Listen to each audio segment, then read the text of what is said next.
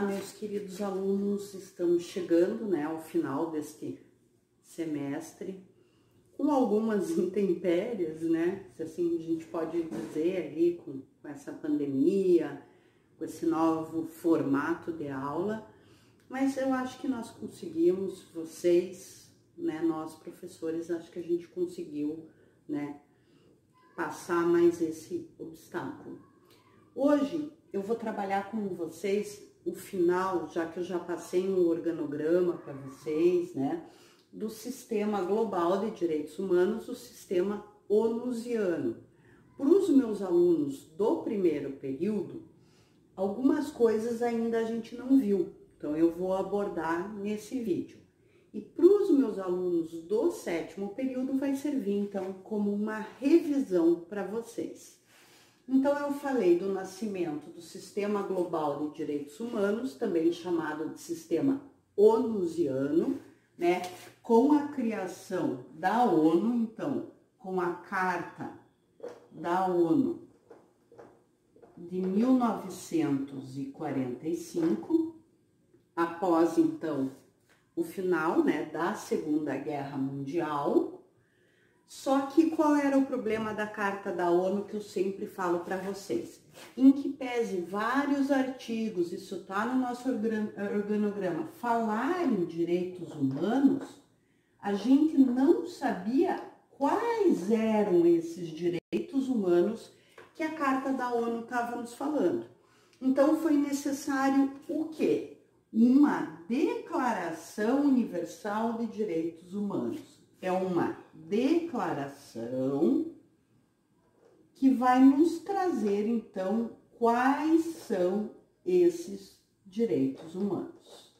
No próximo quadro, eu vou colocar algumas coisas importantes da nossa Declaração Universal. Mas o que nós falamos?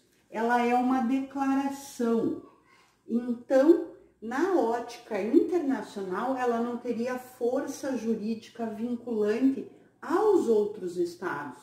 Ela não, vamos assim dizer, obrigava os estados a seu cumprimento. Já mostrei para vocês também que, em que pese esse entendimento de alguns estados, né, como a declaração se remete à Carta da ONU, que é um tratado internacional, muito da doutrina entende que sim, a Declaração Universal, quando não há pelo Estado a ratificação de outros tratados internacionais, ela valeria sim para proteger direitos. Só que como ela nasce como uma declaração, né, a partir de uma resolução da ONU, houve a necessidade da pactos internacionais para que fizesse valer, então, esses direitos, para que houvesse essa força jurídica vinculante aos estados. Neste ponto, então, foi criado dois pactos internacionais, os de direitos civis e políticos e os de direito econômicos, sociais e culturais. Lembrando para vocês que na criação desses pactos nós vivíamos a questão da Guerra Fria. Os pactos são de 1966. Então, plena Guerra Fria. Assim, o bloco ocidental ficou responsável pelos direitos civis e políticos e o bloco socialista, então, pelos direitos econômicos, sociais e culturais, que eu também quero falar mais pormenorizado para vocês aqui. Então, a declaração e os dois pactos formam o que a gente chama de Carta Internacional de Direitos Humanos, ou, no inglês, a International Bill of Rights. Mas dentro desse sistema global, nós temos também as convenções internacionais. E o que difere as convenções internacionais dos pactos internacionais?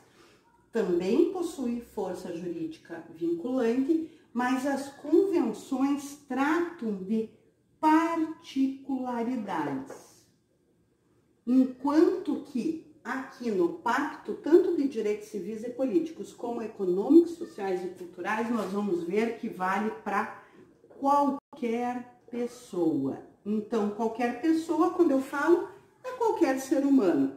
E aqui é particular, por quê? Porque nós vamos ter uma convenção da criança, uma convenção da discriminação racial, da tortura, da mulher, das pessoas com deficiência. Então, a gente vê que as convenções, elas são particulares em relação ao quê? Ao sujeito que ela se determina a proteger, tá? Então, isso aqui forma o nosso sistema onusiano. Nós temos também 2 resoluções dentro da ONU. Eu acho que não é interessante agora, nesse momento, a gente poder comentar sobre isso.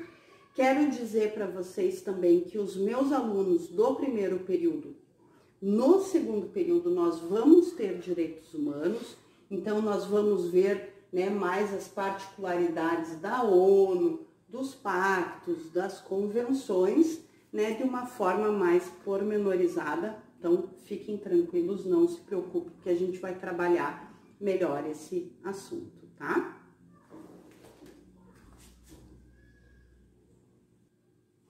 Então, a Declaração Universal, ela é composta, como que ela se apresenta, vamos assim dizer? Como que é o esqueleto dela? Então, ela tem um preâmbulo. O que é preâmbulo, professora? Aquele início vai dizer os fundamentos antes de falar dos artigos. Então, aqui, considerando isso, considerando aquilo, é o que a gente chama de preâmbulo. Então, tem o quê? A paz e o respeito aos direitos humanos. Porque, querendo ou não, nós vemos que nós caminhamos por 2 grandes guerras mundiais com um saldo muito grande de mortos. Quando a gente fala da falta do respeito aos direitos humanos, a gente se remete lá à Segunda Guerra, a Hitler, que foi o primeiro, vamos assim dizer, que desrespeita o ser humano como pessoa. Isso a gente trabalhou bastante. Então, está no preâmbulo a paz e o respeito aos direitos humanos. A relação amistosa entre os países, saímos de uma guerra, tentar trazer a paz de todos os estados. Também aos membros da família humana, né, não trazendo a responsabilidade, então, apenas aos estados, mas às pessoas também se tratarem com empatia, com educação, com probidade.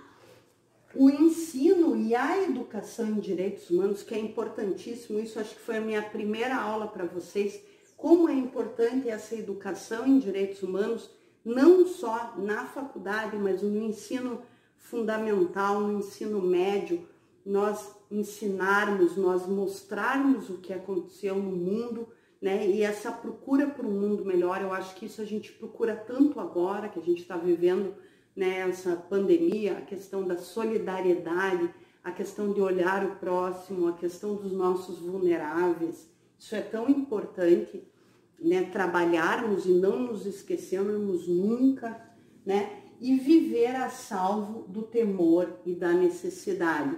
Aqui, gente, não só a ausência da guerra, mas sim que a gente viva numa paz plena, uma paz sem armas, uma paz sem o temor também, porque não adianta a gente não viver a guerra, mas a gente tem vários países que têm armas nucleares, né, essas armas de destruição em massa,